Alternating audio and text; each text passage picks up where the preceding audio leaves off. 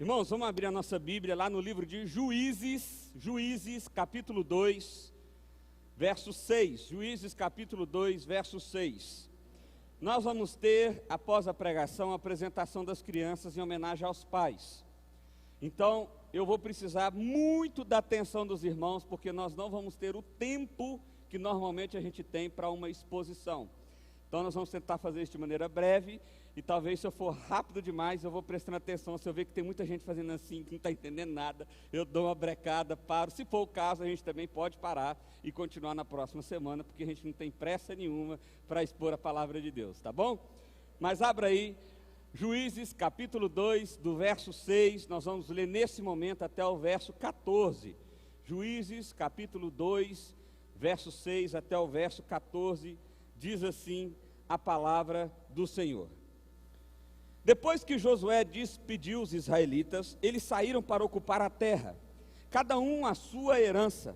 O povo prestou culto ao Senhor durante toda a vida de Josué e dos líderes que continuaram vivos depois de Josué, e que tinham visto todos os grandes feitos que o Senhor realizara em favor de Israel. Josué, filho de Num, servo do Senhor, morreu com a idade de 110 anos. Foi sepultado na terra de sua herança, em Timate-Heres, nos montes de Efraim, ao norte do monte Gaás. Depois que toda aquela geração foi reunida a seus antepassados, surgiu uma nova geração que não conhecia o Senhor e o que ele havia feito por Israel. Então os israelitas fizeram o que o Senhor reprovava e prestaram cultos aos Baalins. Abandonaram ao Senhor, o Deus dos seus antepassados, que os havia tirado do Egito, e seguiram e adoraram vários deuses de povos aos seus redores, provocando a ira do Senhor. Abandonaram o Senhor e prestaram culto a Baal e aos postes sagrados. A ira do Senhor se acendeu contra Israel, e ele os entregou nas mãos dos invasores que a saquearam. Ele os entregou aos inimigos ao seu redor, aos quais já não conseguiam resistir. Vamos orar?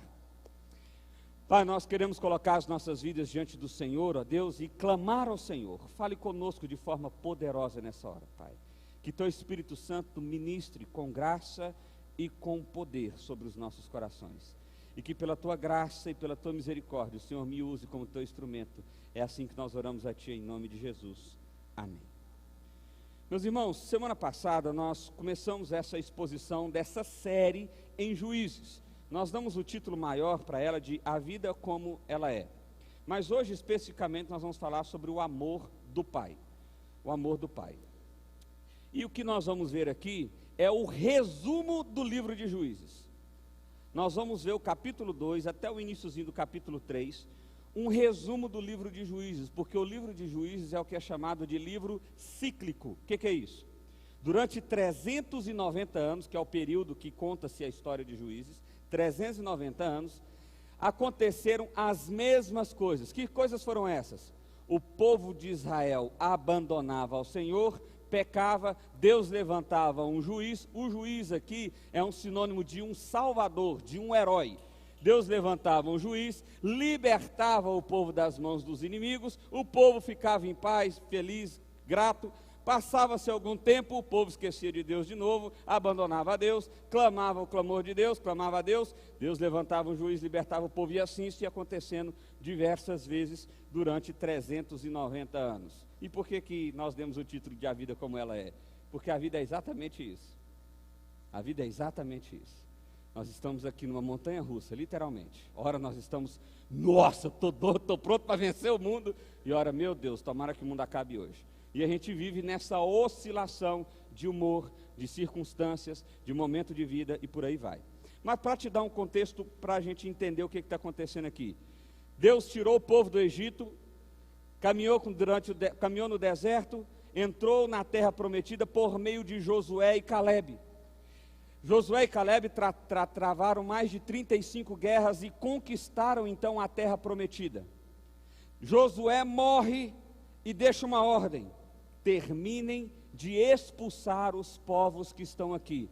essa terra é terra que Deus deu para nós, os israelitas. Então todos os outros povos vocês expulsem. Nós vimos no capítulo 1 que apesar dessa ordem, as tribos, Judá, Efraim, Manassés e por aí vai, as tribos de Israel, começaram a não fazer o que Deus tinha mandado e começaram a negociar com os outros povos, se adaptar às realidades e fazer coisas que horas pareciam boas, horas pareciam ruins. Eles não obedeceram ao Senhor na íntegra, do jeito que tinha que acontecer. E por consequência, Deus então puniu aquele povo, não permitindo mais que o povo saísse daquela terra, os povos inimigos. Agora, eu quero que você entenda o seguinte: muitas vezes nós nos relacionamos com Deus, nós temos uma ideia de um Deus amoroso, bondoso, glorioso, poderoso. Isso invade o nosso coração, nós achamos isso extraordinário, mas por vezes, na nossa caminhada, nós vamos esquecendo dessa realidade. E à medida que nós vamos esquecendo desse amor, como esse amor de Deus é exagerado, como esse amor de Deus é incondicional, isso leva-nos a algumas práticas das quais nós não deveríamos nos orgulhar. E é justamente isso que vai acontecer aqui. Olha só, em primeiro lugar, nós vamos ver como que o povo se esqueceu do amor de Deus. Olha lá. Depois que Josué despediu os israelitas, eles saíram para ocupar a terra. Então, está retomando a mesma história ali de Juízes 1. Josué saiu e falou: olha, vai lá e cada um conquista a sua terra por herança. Eles tinham já dividido os territórios de Israel, onde que ia ficar a tribo de Judá, onde que ia ficar a tribo de Simão, onde que ia ficar a tribo de fulano, Beltrano, Ciclano, já estava tudo divididinho lá. O povo prestou culto ao Senhor durante toda a vida de Josué, e dos líderes continuaram vivos depois de Josué, que tinham visto todos os grandes feitos que o Senhor realizava em favor de Israel. Então, enquanto Josué estava vivo e os seus líderes principais estavam vivos, todo mundo cultuava ao Senhor, bonitinho, certinho, bacaninha, beleza? A primeira lição que você precisa aprender aqui é o seguinte: uma boa liderança influencia de maneira positiva. Você já passou pela experiência de perder o patriarca ou matriarca da família? Já passou por essa experiência? Infelizmente, né? Isso não é tão positivo. Mas tem famílias que estão em volta de uma pessoa. É um negócio impressionante. Aquela pessoa fala, acabou. Todo mundo ouve, todo mundo obedece, todo mundo segue. E aí, de repente, aquela família perde essa pessoa. O que acontece? Normalmente acontece, se desestabiliza. Irmãos começam a brigar, tios, primos, já não se veem, já não se reúne mais como se reunia, e por aí vai. É exatamente isso que está acontecendo aqui. Josué era uma espécie de líder, ele era o grande líder. Enquanto ele estava lá, ele direcionava de forma positiva o povo de Israel. Mas ele morre, os seus líderes imediatos também morrem, aquela geração vai passando, e aquela geração tinha visto os grandes feitos do Senhor, tinha visto a muralha de Jericó cair, tinha visto eles atravessarem o rio, tinha visto as coisas extraordinárias acontecerem, mas a nova geração já não vê. Olha só o que acontece. Verso 3, Josué, filho de Num, servo de Senhor, morreu com a idade de 110 anos. Aqui a referência da idade é para dizer que ele viveu muito, viveu de maneira prolongada, e isso também é sinal da bênção do Senhor. Viver muito é um sinal da bênção do Senhor. Foi sepultado na terra de sua herança, em Timate-Heres, no monte de Efraim, ao norte do monte Gaás. Então olha só, ele morreu no lugar que ele tinha que morrer, com a terra que Deus tinha prometido para ele. Ele viveu a experiência de ter intimidade com Deus da maneira que tinha que ter. A vida de Josué foi topzera no que diz respeito à relação com Deus. Ele obedecia a Deus, ele era fiel a Deus, Deus usou ele de maneira poderosa, conduziu o povo, ele conquistou o que tinha que conquistar, desfrutou das promessas que Deus tinha dado a ele, e morreu ali feliz e satisfeito, bacana, legal, show de bola, ok? Agora olha aqui, começa a dar errado. Depois que toda aquela geração foi reunida, e seus antepassados, surgiu uma nova geração que não conhecia o Senhor. Depois que eles foram reunidos, ou seja, mortos, veio uma geração nova. E a geração nova sabe de tudo. A geração nova vive num mundo smart, é rápido. Aquela geração antiga é uma geração arcaica. Como é que é? Inventaram uma expressão agora para falar quem é antigo? Cringe. Falei certo? Cringe. Toda hora inventa um trem diferente. É para desassociar mesmo. Você é cringe. Você é antigo. Você não é do tempo. Você não é da atualidade. Você está desatualizado. Essa geração nova surge. Essa geração nova não batalhou. Essa geração nova não guerreou. Essa geração nova é paz e amor. Essa geração nova não viu Deus abrindo o rio, não viu Deus fazendo coisa extraordinária. Essa geração nova está só desfrutando do que a geração antiga tinha feito. Mas parece que a gente está vivendo isso? Ou é impressão minha? A geração antiga tinha construído tudo. Esses dias eu falei com isso com a Ju. A gente comprou um carro que é automático e tem teto solar. É um Fluence, quando a gente comprou esse carro. E eu falei para a Ju, o Isaac não vai desfrutar da oportunidade de andar no chiqueirinho.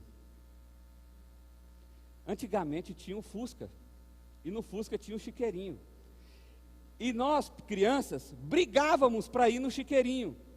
E aquilo era quente para dedéu. Às vezes pegava até fogo. Mas era o máximo. E de repente o Isaac vai andar num carro com ar-condicionado, todo cheio das 9 horas, não sei o quê. Eu fiquei pensando, gente, nós temos que fazer alguma coisa para esse menino saber o que é a vida. Sei lá, deixar passar fome uns 2 dias, estou brincando, não vou fazer isso não. Mas, observe, a geração anterior construiu uma estrutura que ficou fácil para que está vindo. Era isso que está acontecendo aqui. Essa geração não é do esforço, não é do trabalho, não é do construir. Ela não é. Ela não é.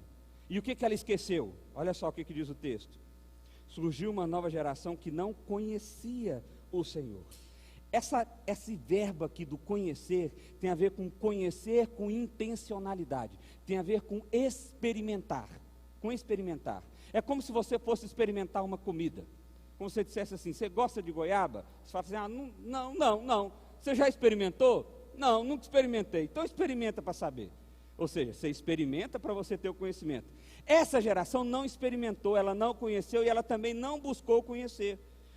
E nem por isso, e apesar disso, aliás, e por isso, eles não viram os grandes feitos do Senhor. Não viram os grandes feitos do Senhor.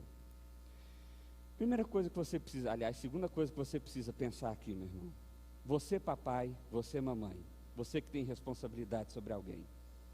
É sua responsabilidade mostrar para a geração que está vindo quem é o seu Deus. É sua responsabilidade fazer isso. E você precisa fazer isso do jeito certo. Deixa eu te explicar qual é o jeito errado. O jeito errado é você trazer a criança aqui no domingo, na igreja, ela participar aqui dos momentos das atividades infantis, e você achar que isso aí é apresentar Deus. Esse é o jeito errado. Jeito errado. Sabe qual que é o jeito certo?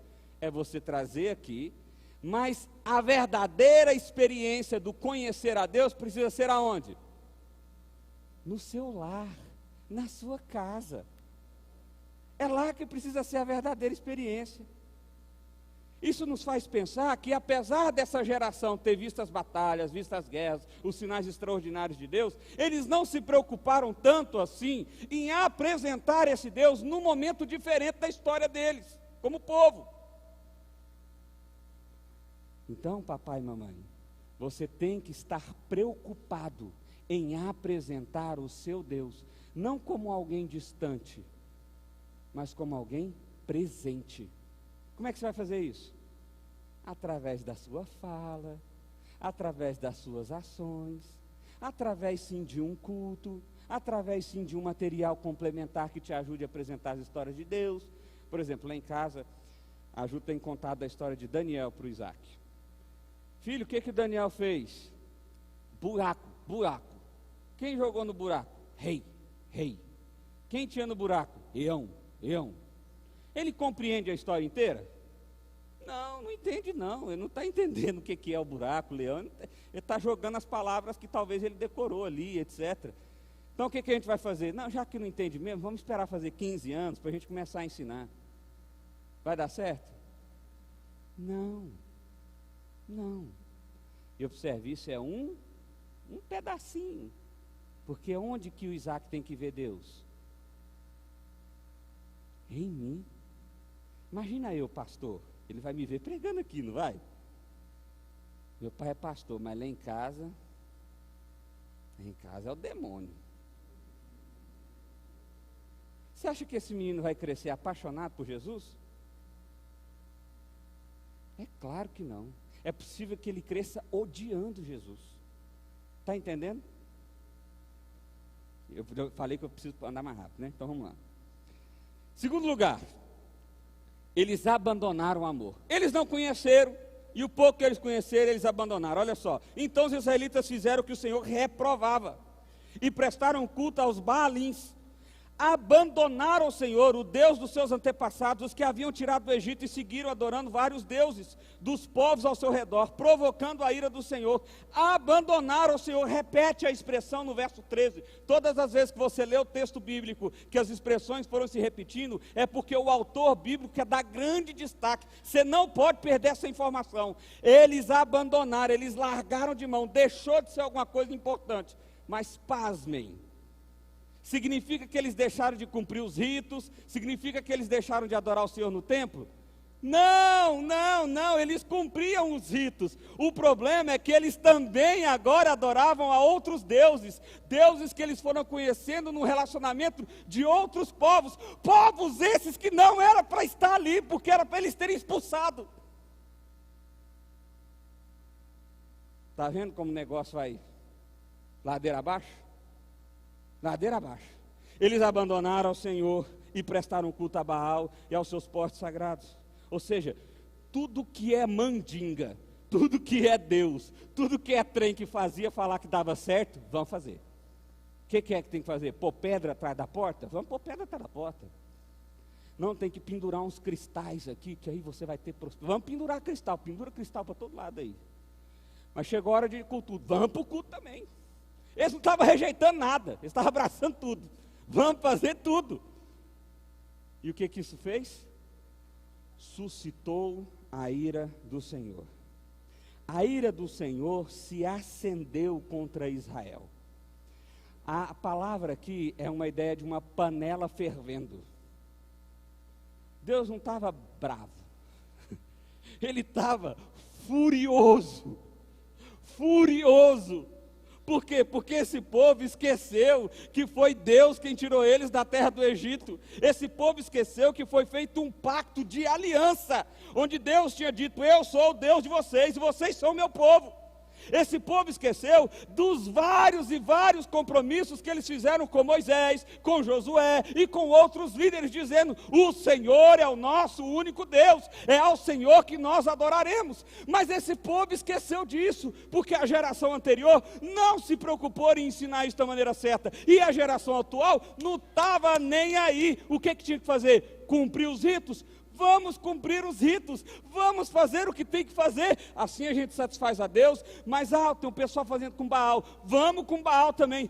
Tem um pessoal fazendo com não sei o que, vamos com não sei o que também. Vamos abraçar tudo. Deus olha isso e fica furioso. Ele fica furioso. E aí Deus traz a pior punição que um ser humano pode ter. A pior punição que um ser humano pode ter. Está aí na segunda metade do verso 14. Ele os entregou. Sabe o que é isso? É Deus falando assim: não vai, não faz, não ouve, não. E você vai desobedecendo. E aí a fúria de Deus foi tão grande que Deus falou assim: vai, eu retiro de você a minha graça, eu retiro de você a minha proteção, eu retiro de você a minha mão. Vai. O que você quer fazer? Faz. Essa é a pior punição que Deus pode dar. Isso acontece em Juízes várias vezes, mas na Bíblia são poucas as vezes que acontece. No Novo Testamento só acontece uma vez, em Romanos capítulo 1. É quando Deus diz: pode ir. E aí, olha a consequência. Ele os entregou aos inimigos ao seu redor, aos quais já não conseguiam mais resistir. Eles tinham vencido muitas batalhas no capítulo 1. Mas no capítulo 2, eles já não conseguiam vencer nada. Nem pimbolinhas não vencia mais. Nem bolinha de gude não vencia mais. Quanto mais guerra. Sempre que os israelitas saíam para a batalha, a mão do Senhor era o quê? Contra. Eita, que agora ficou pior ainda. Deus não só deixou eles ir, mas agora Deus está ajudando o outro time. Deus agora está do lado de cá. Não, vocês querem experimentar o que é vencer vitória? Ou o que é ter a vitória? O que é vencer? Vou colocar a minha mão sobre os inimigos. Vai agora, Israel. Briga com eles aí e vê se vocês ganham. Vai lá. Vai lá. E aí, por consequência... um detalhe. Ele fez isso porque ele já tinha advertido isso. Ele já tinha falado que não era para fazer isso. Onde que ele falou isso? Ele falou isso em Levítico 26, de 15 a 46. Ele falou isso em Deuteronômio 4, em Deuteronômio 26, em Deuteronômio 28, em Josué 23. Deus já tinha dito isso. Se vocês me desobedecerem, eu vou pesar a minha mão sobre vocês. É como um pai que chega para o filho e fala assim, olha, não pode. Se você fizer, você vai ganhar uma surra. Tem pai que não dá, fica com dó, mas Deus não, porque Deus não volta atrás no que Ele disse. O que Ele disse, Ele faz, e a surra vem, e a surra de fato vem. Mas olha só, em terceiro lugar, você acha que está piorando? Está melhorando? Vai piorar, olha lá. Eles então, em primeiro lugar, eles esqueceram do amor. Em segundo lugar, eles abandonaram o amor. Em terceiro lugar, agora, eles negam o amor. Olha como isso é forte. Então o Senhor levantou os juízes que os liberaram. Peraí, volta um pouquinho, desculpa quem está passando aí. O texto termina o seguinte: conforme havia advertido e jurado, grande angústia os dominava. O que aconteceu? Qual foi a consequência? Dor, muita angústia por causa daquela má decisão de desobedecer ao Senhor. Agora verso 16, terceiro lugar. Então o Senhor levantou os juízes, os que libertaram das mãos daqueles que os atacavam. Olha só, o mesmo Senhor que deu a surra, agora é o Senhor que levanta o juiz para tirar o povo daquele momento de dor e daquele momento de angústia. Mas olha o que diz o verso 17: mesmo assim eles não quiseram ouvir os juízes, antes se prostituíram com outros deuses e os adoraram. Ao contrário de seus antepassados, logo se desviaram do caminho pelo qual seus antepassados tinham andado, o caminho da obediência aos mandamentos do Senhor. O Senhor foi lá, livrou eles, o Senhor foi lá, pôs a mão de graça sobre eles, e ainda assim eles não quiseram. Não quiseram. Eles não quiseram. O Senhor levantava o juiz, o Salvador, mas eles não quiseram. Sabe, isso me faz lembrar da mensagem do Evangelho. Eu fico pensando assim, quando a gente fazia evangelismo, principalmente em escola, teve uma época em Goiânia que eu trabalhei junto com o pessoal da MPC, e eles tinham Escola da Vida. Era uma semana de palestras para os alunos, e no último dia tinha uma espécie de culto, e também dali se levava para um acampamento aqueles alunos daquela escola específica. Algumas vezes eu fui falar nesse culto e dar algumas palestras também. Mas no culto a ideia era sempre fazer um apelo evangelístico. E o apelo evangelístico é muito simples. Ele é muito simples. É simples. É só você disser o seguinte, olhe para o seu coração. Você olha para o seu coração, você vê coisa boa ou coisa ruim? Você acha que você é um cabra bom, ou você acha que lá no fundo você é um cabra mais ou menos? Aí você faz a seguinte pergunta: você acha, olhando para o seu coração de maneira profunda e sincera, que você merece ir para o céu? Você acha que você merece ir para o céu? Aí tem uma pergunta do evangelismo explosivo que é assim: se você fosse agora para o céu, e lá antes de entrar um anjo te perguntasse, por que eu devo deixar você entrar aqui? O que você responderia? Por que eu devo deixar você entrar aqui? O que você responderia? Eu ia responder assim: eita, lascou. Sei não, moço. Graça, misericórdia. Porque o que você vai responder? Porque eu sou bonito demais? Não, porque eu nunca matei, nunca roubei. Não, isso aí não serve, não. Não serve. A ideia é levar a pessoa ao entendimento de que ela é pecadora. A partir desse momento, então, o evangelismo passa para uma outra etapa. Qual é a outra etapa? A graça. Olha, você é pecador, mas a graça de Deus superou o seu pecado, superou a sua prática. Ah, pastor, eu sou ruim demais, eu não mereço o amor de Deus. Ah, pastor, eu vou para o inferno, eu tenho certeza disso. Eu vou falar, eu também tenho.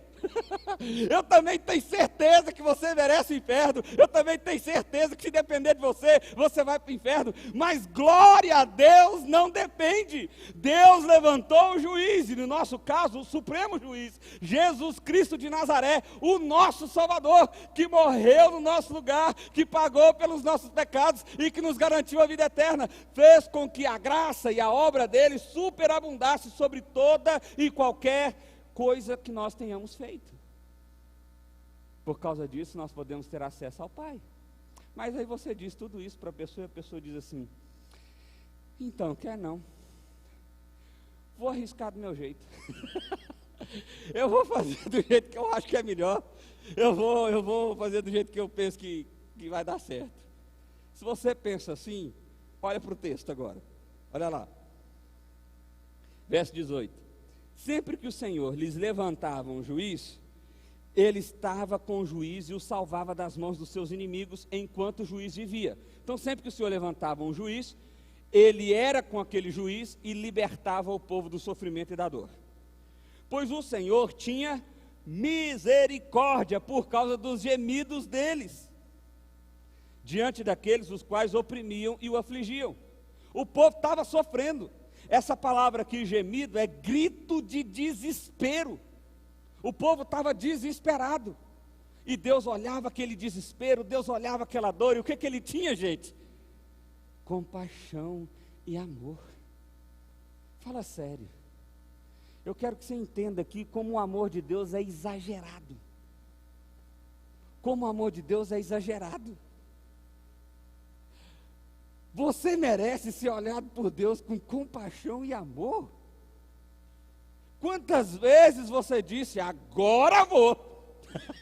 Não, dessa vez eu fiz um pacto, dessa vez eu fiz um compromisso, dessa vez agora, passa meia hora depois, você peca, você descumpre, você vai onde você disse que não ia. E aí você pensa, Deus olha para mim, agora lascou. E aí Deus olha para você com misericórdia, porque Ele ouve o seu gemido de dor, e aquilo chama a atenção dEle, e Ele olha com olhos de compaixão. Você tem dimensão do tamanho do amor de Deus? Você tem ideia de como o amor de Deus é absurdo? De como o amor de Deus é grande? Mas esse povo aqui não merece mesmo, não. Olha só o que o texto continua dizendo. Mas quando o juiz morria, o povo voltava aos caminhos ainda piores. Ainda piores. Deixa eu dizer um negócio para você. Cada um de nós aqui tem um senso moral ético próprio. Cada um de nós tem um senso moral ético próprio. Daquilo que pode ou não pode fazer, ou quais os limites que nós podemos fazer ou não. Cada um de vocês tem um, eu tenho um, cada um de nós tem um. O problema é que quando a gente rompe uma dessas barreiras que nós dissemos que não podia, então você tem um nível de pecado que você julga na sua mente que é pior do que outros, ok? Beleza? Está entendendo? E aí você ultrapassa o primeiro aqui. Você fala, não era tão ruim assim não. Aí você volta para cá. Pergunta, você vai para o primeiro ou vai para o segundo? Vai para o segundo. Primeiro você já passou, está de boa. Agora você vai para o segundo. Aí você volta para cá, arrependi, oh meu Deus, estou errado. Terceiro, você já nem conta mais o primeiro com pecado, o segundo já está de boa, e agora no terceiro você já está pecando. Era isso que estava acontecendo com o povo. Eles gemiam, clamavam misericórdia, Deus levantava um juiz. Oh, graças a Deus, graças a Deus. O juiz morria, eles voltavam a fazer coisas ainda piores. Eles se aprofundavam ainda mais em seus pecados. Eles faziam ainda mais aquilo que era terrível ao Senhor. O povo voltava aos caminhos ainda piores do que os caminhos de seus antepassados, seguindo outros deuses, prestando-lhe culto e adorando-os. Recusavam-se a abandonar as suas práticas e seu caminho obstinado. Eles eram teimosos. Eles eram teimosos. Eles negaram o amor de Deus de forma consciente. Não tinha dúvida. Eles estavam totalmente conscientes do que estava acontecendo. Eles negaram o amor de Deus. Não importa quantas vezes Deus se apresentou, eles negavam o amor de Deus. Não importa, eles negavam o amor de Deus. Aqui eu quero que você entenda o seguinte: Deus chama esse povo de prostituta. E o que é a prostituição desse povo? A prostituição desse povo é a idolatria.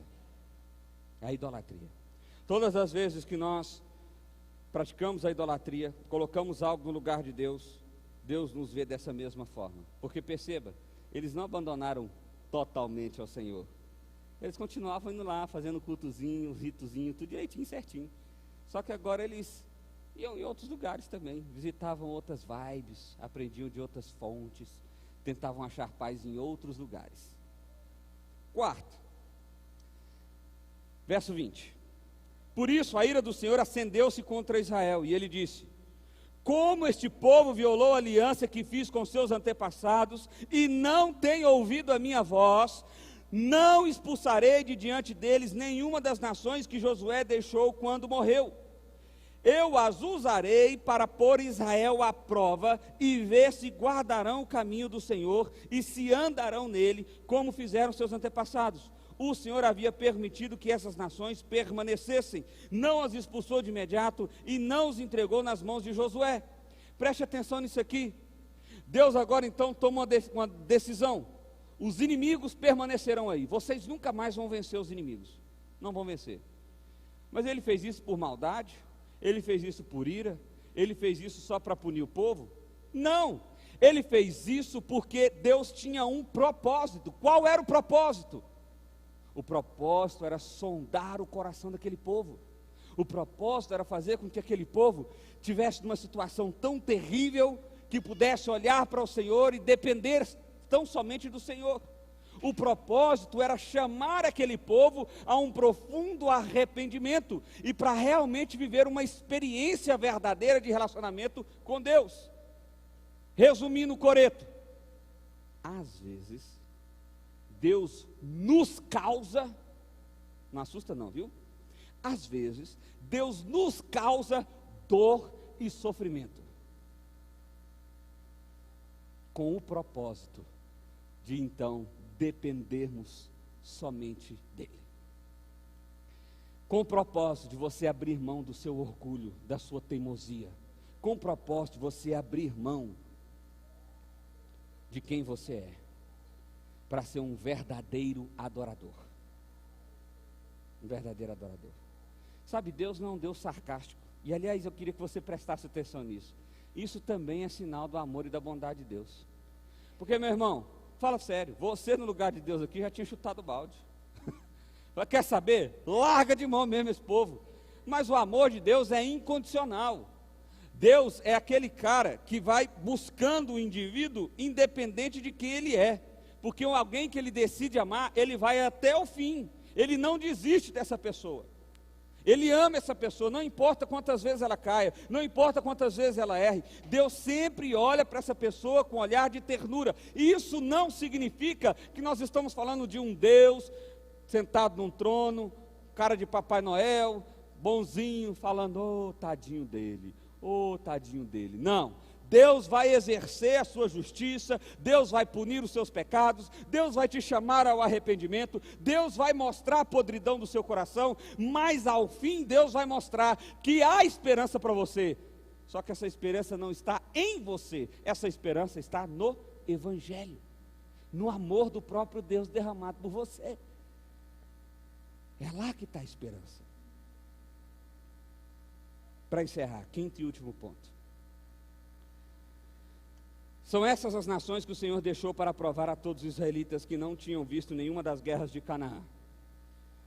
Fez isso apenas para treinar na guerra os descendentes israelitas, pois não tinham tido experiência anterior de combate. O que ele estava querendo fazer? Trazer esse povo para uma experiência íntima e verdadeira com ele. ok? Verso 3: os 5 governantes dos filisteus, todos os cananeus, os sidônios, os hebreus que viviam nos montes do Líbano, desde o monte Baal Hermon até o Lebo-Emate, essas nações foram deixadas para que por elas os israelitas fossem postos à prova, se obedeceriam os mandamentos do Senhor, que o Senhor dera aos seus antepassados por meio de Moisés. Os israelitas viviam entre os cananeus, os hititos, os amorreus, os ferezeus, os heveus e os jebuseus. E aí o verso 6 dá uma notícia ruim. Tomaram as filhas deles em casamento e deram suas filhas aos filhos deles e prestaram culto aos deuses deles. Deus deixou aquele povo inimigo com o objetivo de trazer arrependimento ao coração dos israelitas. Deu certo? Eu não. Esse povo não passou no teste. Isso repete algumas vezes na história da palavra do Senhor. Por exemplo, esse mesmo povo que saiu do Egito em direção à terra prometida. Aqueles que tinham até 40 anos entraram na terra? Aliás, mais de 40 anos, não entraram. A ideia do texto é que quem saiu do Egito não chegou na terra. Por quê? Povo teimoso, povo que reclamava, povo que murmurava, povo que não entendia o amor, a graça de Deus, povo que só falava contra Deus.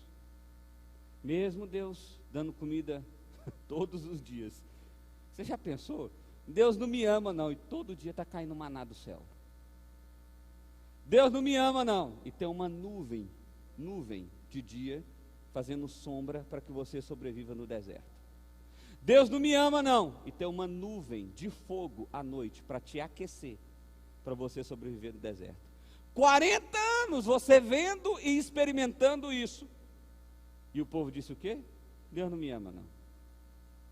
Eles foram reprovados. Eles não entraram na terra prometida.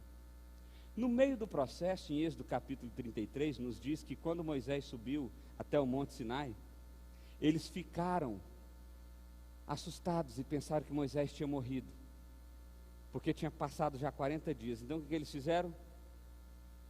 Fizeram um bezerro de ouro e adoraram como se Deus fosse. Às vezes eu e você fazemos exatamente a mesma coisa. Deus tem derramado graça sobre a sua vida, meu irmão. Deus tem te dado de comer, o de beber, Deus tem preservado a sua família, Deus tem demonstrado amor, carinho, Deus tem te puxado a orelha, e muitas vezes Deus tem te dado um abraço e enxugado as suas lágrimas. Mas assim como o povo no deserto, assim como o povo no período de Juízes, você tapa os seus ouvidos, e você prefere não ouvir a Deus. Você prefere não se prostrar diante de Deus. Você prefere não adorar a Deus. Você prefere seguir o seu próprio caminho. Eu quero encerrar dizendo o seguinte, olha lá. Em primeiro lugar, não conhecer a Deus e não ensinar sobre Ele à próxima geração é a pior decisão que podemos tomar. Pior decisão.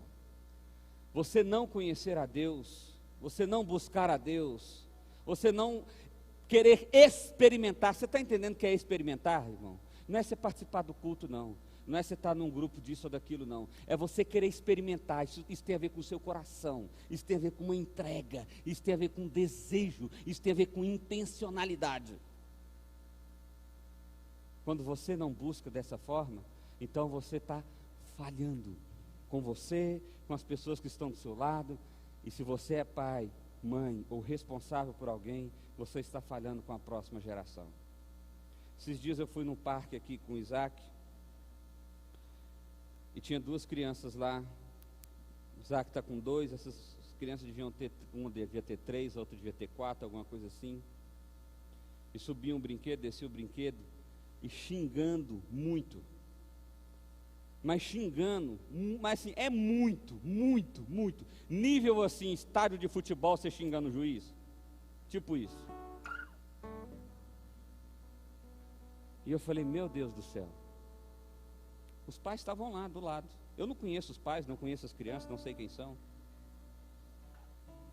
Mas os pais estavam lá do lado. Eu não sei o que é que você está ensinando para a próxima geração, mas você devia se preocupar com isso, muito, porque a próxima geração vai ser o reflexo daquilo que você está construindo.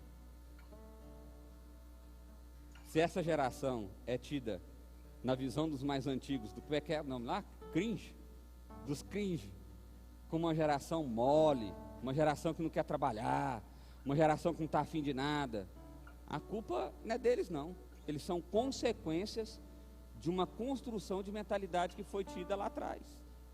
Porque eu ouvi muitas vezes a geração do meu pai dizendo: eu trabalhei para que os meus filhos não precisassem, eu me esforcei muito para que os meus filhos não precisassem passar pelo que eu passei. Percebe o que foi construído na mente dessa geração? Trabalhar é ruim, Deus me livre, estou fora. Você está influenciando pessoas.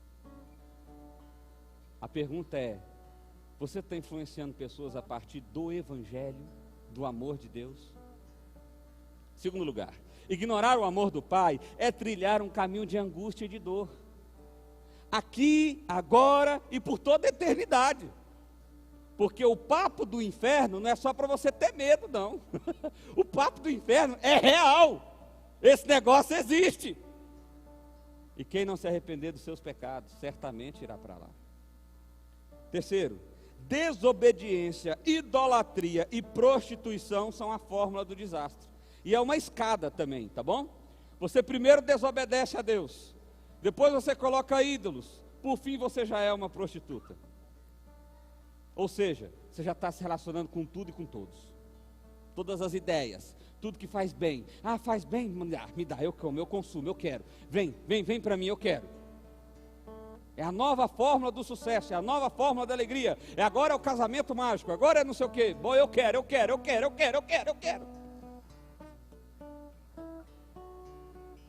É a fórmula do desastre.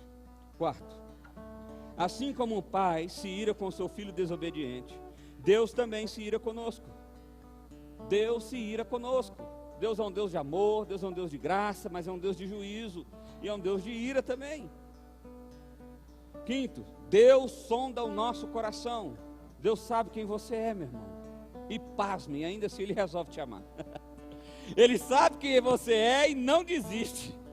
Está te chamando ao arrependimento. Talvez hoje, aqui, agora, está fazendo exatamente isso. Falando para você: e aí, o que você quer que faz agora? Vai arrepender ou não vai arrepender do seu pecado? Vai ter uma experiência verdadeira comigo ou não vai? É como se Deus estivesse dizendo isso para nós nessa noite.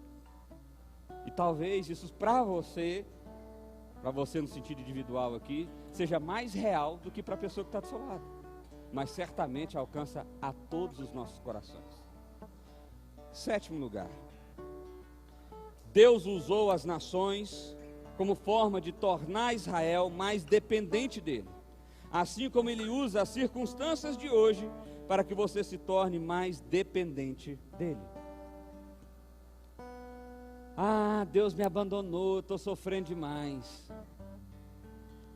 Deus está gritando para você assim: olha para mim, ei, olha para mim, eu estou doido para levantar o juiz, para te livrar, para te salvar, mas olha para mim, porque eu preciso é do seu coração.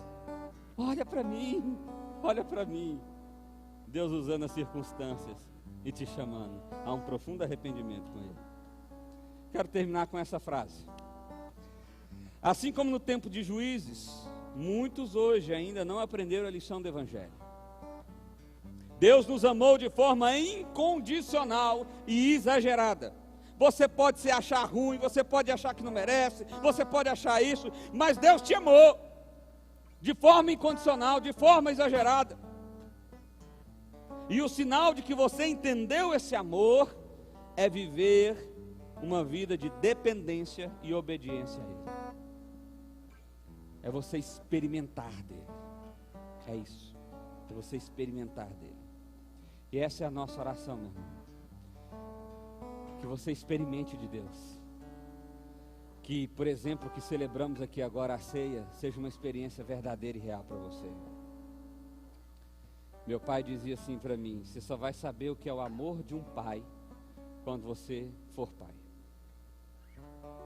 O que meu pai não sabia é que ele estava dizendo o seguinte para mim: você só vai saber o que é o amor do pai quando você for pai. Porque hoje eu acredito que eu compreendo o amor de Deus de maneira muito mais profunda. O amor incondicional, louco, exagerado do Senhor. É assim que Deus te ama. Não rejeite esse amor. Não seja teimoso. Quebrante seu coração em nome de Jesus. E vive uma experiência real com Ele. Feche seus olhos, nós vamos orar. Pai, nós queremos colocar as nossas vidas diante do Senhor, ó Deus. Pedir ao Senhor, ó Deus, em nome de Jesus, vem com o Teu Espírito Santo. Vem com o Teu Espírito Santo sobre nós. Provoque em nós um profundo arrependimento, ó Pai. Mas também, ó Deus, provoque em nós uma profunda alegria. Alegria de saber que o Teu amor não desiste de nós. Alegria de saber, ó Pai, que o Senhor continua nos chamando a um profundo arrependimento. Alegria de saber, ó Deus, que o Senhor anda conosco, nos pega pelas mãos, ó Pai, e nos conduz para os Seus braços. Obrigado por esse amor, ó Deus, esse amor tão absurdo, tão incompreensível, tão exagerado, Deus. Que hoje, Pai, nós possamos experimentar do Senhor, do Teu poder, e manifestar, ó Deus, ao Senhor e ao Teu poder, aonde estivermos e com quem estivermos. Abençoe, Deus, a cada um aqui agora, em nome de Jesus. Amém.